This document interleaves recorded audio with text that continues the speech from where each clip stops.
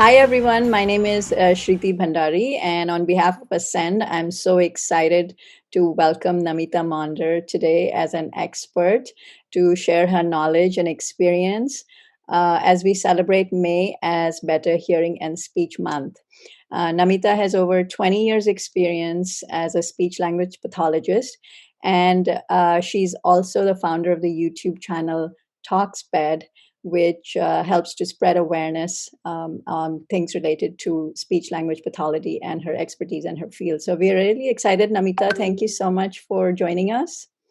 Thank you so much, Shruti, for giving me this opportunity. It is very humbling and a privilege to talk on behalf of my fellow speech language pathologists and share my passion as well as my work with all of you today. My passion initially when I came out as a graduate student was to work in the hospitals, and I also had some options of working with the skilled nursing facilities, and I learned a lot by working in collaboration. I learned the role of a speech language pathologist is not just in helping individuals with their communication disorders, such as the swallowing, the speech disorders, or ability to express themselves after a stroke. Those were the areas that I was interested in. But I also saw that speech language pathologists in those settings were not working just individually or in one area. We were always discussing cases together with other professionals, the occupational therapists and the physical therapists, the psychologists, the behavior specialists, the neurologists. So it was always a team approach. And very quickly, I understood that working as a speech language pathologist, you're an expert in your field, but you have to always look at the person you're treating as a whole. How do different other aspects of their life come together and affect communication? So I think this is an underlying layer that as we work more and more in different settings, we see what the role is and how it evolves.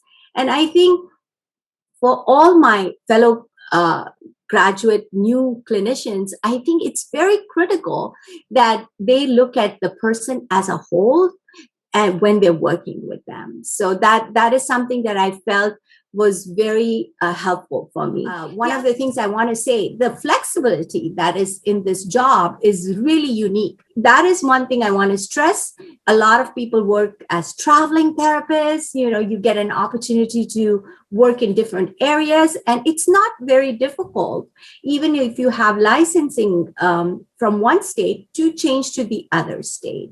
You do have to do some paperwork, and it takes a while, but this is a profession that is so unique where we have a very high need and demand, but we don't have enough people graduating. So there's always a job out there in different fields. So it is an allied health professional where, speech language pathologists are the most skilled people who treat, who can screen, who can assess and provide treatment for all areas of communication disorders.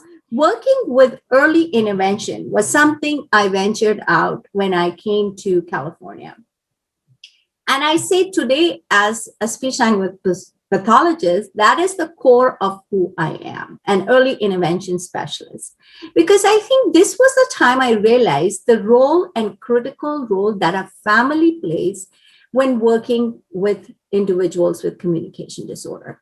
It is extremely, extremely important for us, especially as we live in the state of California, which has such a culturally diverse group of people, as well as language and socioeconomic status, that we understand what is important for the family, what is important for the individual when we work with them. So I think that was something as an early intervention specialist, I got to go to their homes, see what it is when we say, parents should also be equal partners in supporting the child's language and developmental needs.